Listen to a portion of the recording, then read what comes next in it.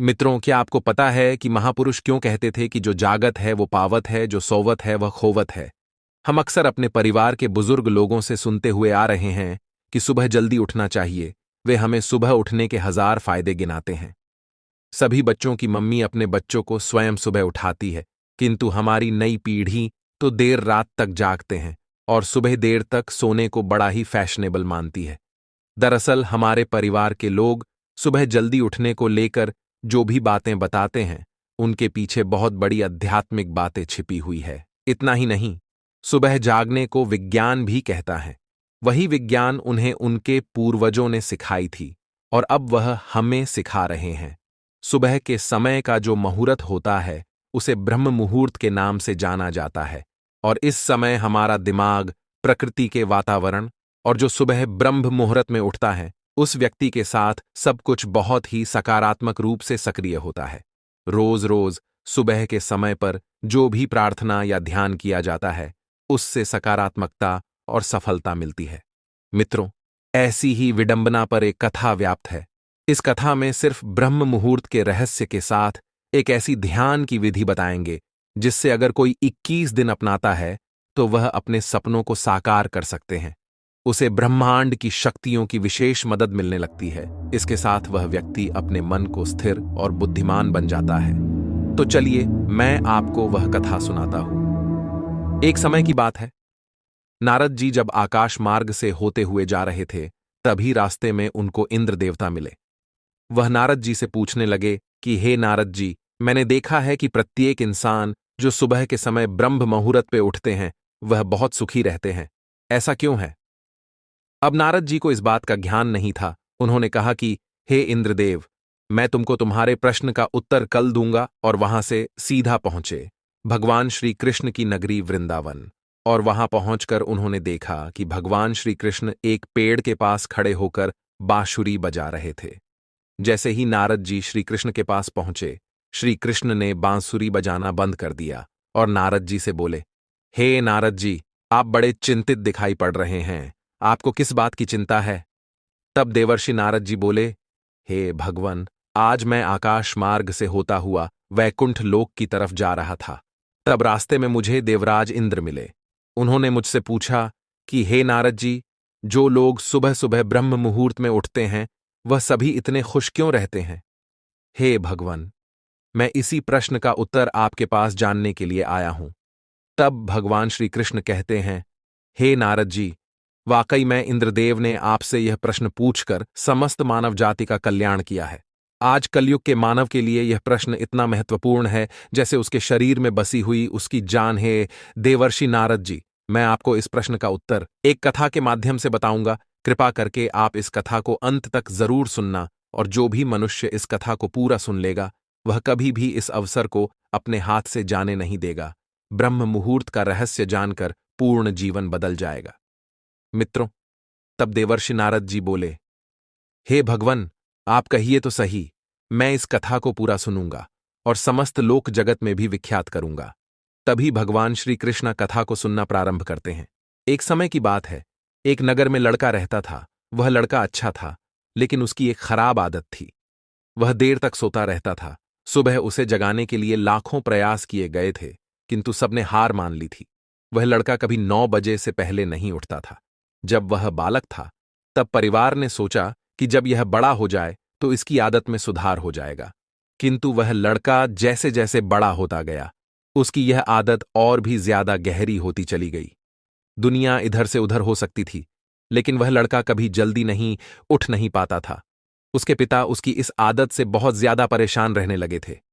उस लड़के को ढेरों नकारात्मक शक्तियों ने घेर लिया था। वह सभी को पलटकर जवाब देता था, दिन भर उदास रहता था। इसका असर उसके स्वास्थ्य पर भी पड़ रहा था। जब उस लड़के को यह पता लगा कि उसके सारे मित्र सफलता को प्राप्त कर चुके हैं, तब वह और भी ज्यादा दुखी हो गया और ईश्वर को कोसने लगा। वह बार बार कहता था कि मेरी किस्मत खराब है, किंतु उसके पिता अच्छी तरह से जानते थे कि उस लड़के के असफल होने के पीछे क्या कारण है। मित्रों, भगवान श्रीयों कृष्ण कहते हैं, हे नारद जी, एक दिन की बात है। उसके पिता को किसी सन्यासी के बारे में पता चला। तुरंत वह अपने बेटे की समस्या को लेकर वह तुरंत ही उस सन्यासी के पास जा पहुंचे। पिता ने उस सन्यासी को बड़े ही विस्तार से अपने बेटे की आदतों के बारे में बताया। मित्रों, भगवान श्री कृष्ण कहते हैं, हे नारद जी, सन्यासी ने कहा कि कल आप अपने बेटे को इस आश्रम में आने को कहिए। पिता घर की ओर चला गया। उन्हें पता था कि अगर वह सीधे तरीके से बेटे से सन्यासी को मिलने के लिए कहेंगे तो वह कभी तैयार नहीं होगा। उन्होंने बेटे को अपने पास बुलाया और कहा, तुम्हारे सारे मित्र जीवन में सफलता प्राप्त कर चुके हैं, क्या तुम सफल नहीं होना चाहते हो? लड़के ने उत्तर दिया कि जरूर पिताजी, किंतु जब भी मैं अपने मित्रों से उनकी सफलता का रहस्य पूछता हूं तब वे मुझे कुछ नहीं बताते हैं। मित्रों, भगवान श्री कृष्ण कहते हैं, हे नारद जी, पिता ने कहा कि मुझे यह रहस्य पता चल गया है कि वह सभी क्यों सफल होते जा रहे हैं। लड़के ने बड़ी उत्सुकता से पूछा, क्या पता चला है? पिताजी, पिता कृपा करके आप मुझे बताइए। पिताजी ने कहा कि कल सुबह तुम्हें एक सन्यासी के आश्रम में जाकर उनसे मिलना है। यदि तुम वहां पर समय से पहुंच गए तो वह सन्यासी तुम्हें ऐसा मंत्र बताएंगे जिससे तुम सफल हो जाओगे, किंतु समस्या एक ही है। लड़के ने पूछा, क्या समस्या है? पिता ने कहा कि जब तक तुम सोकर उठोगे तब तक सन्यासी से मिलने का समय समाप्त हो जाता है। मित्रों, भगवान श्री कृष्ण कहते हैं, हे नारद जी, लड़के ने कहा कि पिताजी, मैं कल पूरी रात जागता रहूंगा और सुबह सन्यासी से मिलकर आऊंगा। पिता ने कहा कि ठीक है, सदैव उस सन्यासी की आज्ञा को मानना। पिता की बातें सुनकर वह लड़का बहुत अधिक उत्सुक हुआ। जीवन में पहली बार उसने रात्रि जागरण किया, किंतु थोड़े ही समय में उसे नींद आ गई और वह सो गया। मित्रों, भगवान श्री कृष्ण कहते हैं, हे नारद जी, अगली सुबह जब वह उठा तो उस पता लगा कि सन्यासी से मिलने का समय समाप्त हो चुका था। उसके पिता ने लड़के की ओर देखा और कहा कि तुम जीवन में कभी सफल नहीं हो पाओगे, जाओ, जाकर सो जाओ। पिता की यह बात सुनकर लड़के को बहुत दुख हुआ। उसने मन ही मन स्वयं को चुनौती दी कि कल सुबह वह सन्यासी से मिलने अवश्य जाएगा। उसने अपने हाथ में एक छोटा सा एक घाव बना लिया। दर्द के कारण उस लड़के को रात भर नींद नहीं आई। मित्रों, भगवान श्री कृष्ण कहते हैं, हे नारद जी, यह ऐसा पहला अवसर था जब उसने अपने जीवन में पहली बार सूर्योदय देखा था। वह तुरंत ही तैयार होकर सन्यासी से मिलने के लिए चला गया। आज उसका अनुभव कुछ अलग था। वह बेहद शांत महसूस कर रहा था। चलते चलते वह लड़का जैसे ही सन्यासी के आश्रम में पहुंचा, वहां पर उसने देखा कि सन्यासी और उनके सभी शिष्य ध्यान लगाकर बैठे हुए हैं। मित्रों, भगवान श्री कृष्ण कहते हैं, हे नारद जी, ध्यान का समय समाप्त हुआ। तब लड़का उस सन्यासी के पास पहुंचा और उन्हें प्रणाम करते हुए बोला कि आपके पास कोई ऐसा मंत्र है जिससे मैं सफल हो सकता हूं? कृपया करके मुझे वह मंत्र बताइए। मैं भी अपने मित्रों के समान सफल होना चाहता हूं और अच्छा जीवन जीना चाहता हूं। मित्रों, भगवान श्री कृष्ण कहते हैं, हे नारद जी, सन्यासी मुस्कुराए और बोले, अच्छा, तो तुम वही बालक, तुम्हारे पिता मुझसे मिलने आए थे और उन्होंने तुम्हारे विषय में मुझे सब कुछ बताया। मैं तुम्हें वह मंत्र अवश्य बता देता। किंतु अब लड़के ने जैसे ही किंतु शब्द सुना, लड़का घबरा गया। उसने पूछा, किंतु क्या गुरुदेव? मित्रों, भगवान श्री कृष्ण कहते हैं, हे नारद जी, तब सन्यासी बोला, मैं तुम्हें वह मंत्र बताऊंगा, किंतु अगले 21 दिनों तक तुम्हें मेरी आज्ञा माननी होगी। मैं तुम्हें वह मंत्र 21 दिनों के बाद बताऊंगा। तब तक मैं तुमसे जो भी कार्य कहूंगा तुम्हें वह करना होगा। यदि तुम असफल हुए या कार्य के बीच से तुम्हारा संकल्प टूट गया तब उस मंत्र का असर नहीं होगा। दृढ़ निश्चय के साथ उस लड़के ने कहा कि मुझे आपकी सारी आज्ञा स्वीकार है। मैं अगले 21 दिनों के लिए आपका दास हूं। आप जो भी कहेंगे मैं वही करूंगा। मुझे केवल और केवल उस मंत्र के बारे में जानना है। मित्रों, भगवान श्री कृष्ण कहते हैं, हे नारद जी, सन्यासी ने कहा कि ठीक है, कल से तुम्हारा कार्य शुरू होगा। तुम इसी आश्रम में निवास करोगे। वह लड़का आश्रम में निवास करने के लिए तैयार हो गया। बौद्ध सन्यासी ने कहा कि यहां रहते हुए तुम्हें ब्रह्म मुहूर्त में उठना होगा और दूसरे शिष्यों की तरह ध्यान और तप करना होगा। साथ ही आश्रम के कार्यों में भी सहायता करनी होगी। ध्यान रहे, यह संकल्प टूटना नहीं चाहिए। मित्रों, भगवान श्री कृष्ण कहते हैं, हे नारद जी, अब लड़का सन्यासी की बातों से सहमत हो गया। अगले दिन से उसके कार्य के दिन की शुरुआत थी। इस बार लड़का इतना दृढ़ निश्चय था, किंतु 1 सप्ताह बीतने के पश्चात ही उसका संकल्प टूट गया और वह 8वें दिन देर तक सोता रहा। जब वह जागा तो उसने कहा कि मुझसे कितनी बड़ी भूल हो गई है। वह रोते हुए सन्यासी के पास पहुंचा और कहा कि हे गुरुदेव, मेरा संकल्प टूट गया है। अब मैं जीवन में कभी सफल नहीं हो पाऊंगा। बौद्ध सन्यासी ने उसे समझाते हुए कहा कि एक बार फिर से शुरुआत करो, फिर से संकल्प करो। लड़के ने सन्यासी से प्रश्न किया कि सुबह उठना इतना आवश्यक क्यों होता है और यहां पर सभी लोग इतनी जल्दी क्यों उठ जाते हैं। मित्रों, भगवान श्री कृष्ण कहते हैं, हे नारद जी। तब सन्यासी ने लड़के को समझाते हुए कहा कि सुबह यानी ब्रह्म मुहूर्त में उठने के पीछे बहुत बड़ा विज्ञान छिपा हुआ है। लड़के ने कहा कि कृपया करके मुझे वह विज्ञान बताने की कृपा करे। सन्यासी ने कहा कि रात्रि को 4 पहर में बांटा गया है। पहला रुद्रकाल, जिसका समय शाम 6 बजे से लेकर 9 बजे तक होता है। दूसरा राक्षस काल, जिसका समय 9 बजे से 12 बजे तक होता है। तीसरा गंधर्व काल, जिसका समय रात्रि 12 बजे से भर 3 बजे तक होता है। और सबसे अंत में जो पहर आता है उसे मनोहर काल कहते हैं। इस समय को ब्रह्म मुहूर्त या अमृत बेला के नाम से भी जाना जाता है। इसका समय 3 बजे से सुबह 6 बजे तक होता है।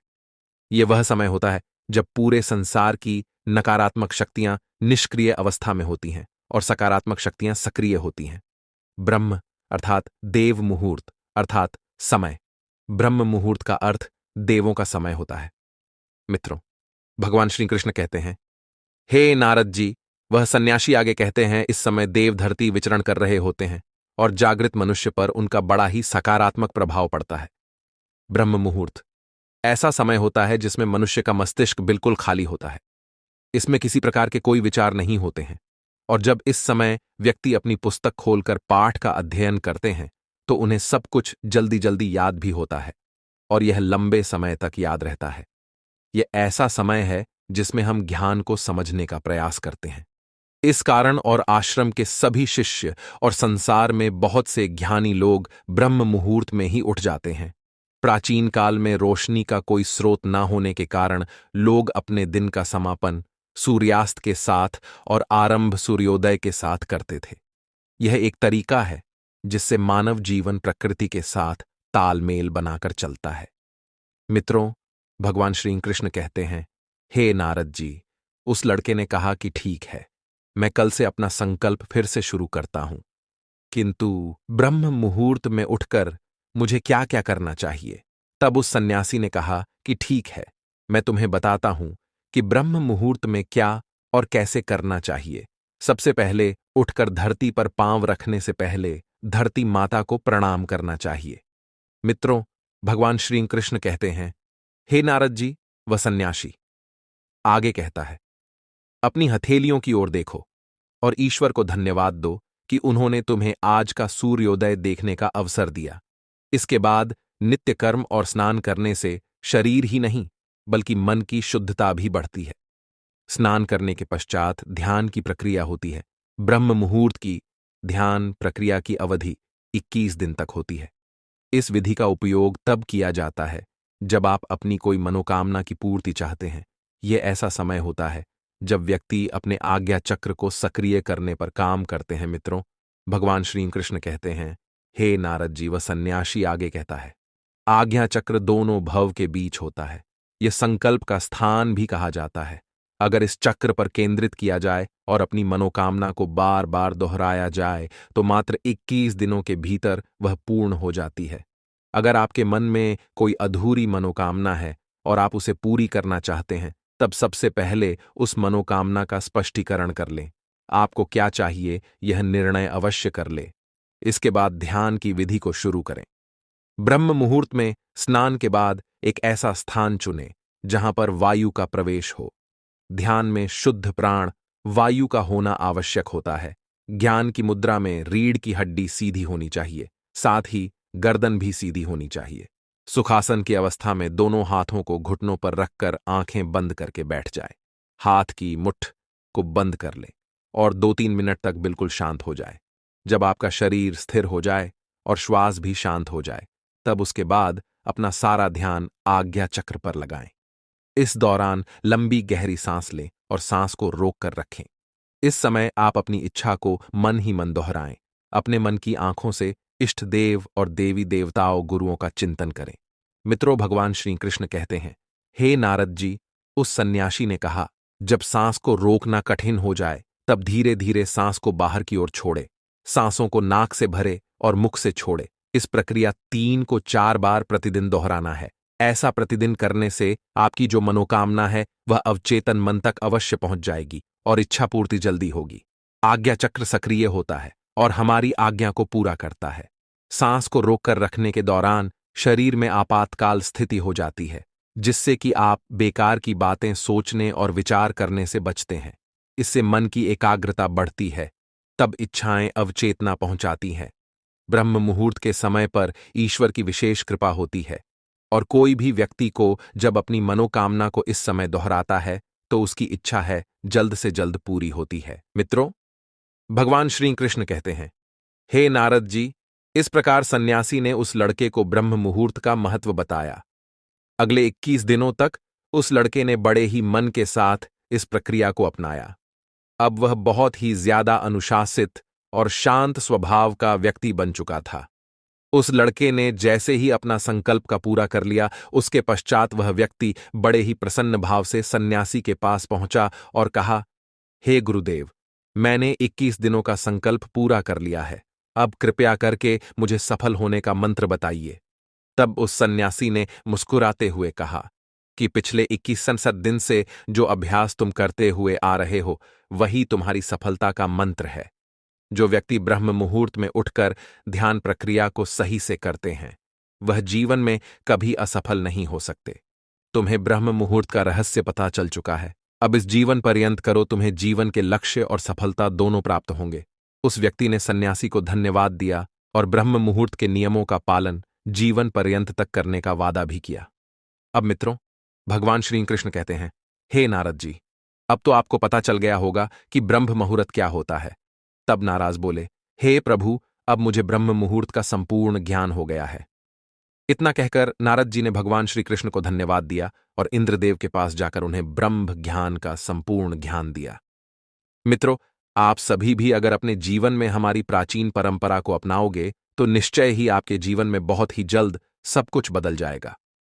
आशा करता हूं आप वीडियो में कमेंट अवश्य कर देना। वीडियो देखने के लिए आप सभी का दिल से धन्यवाद।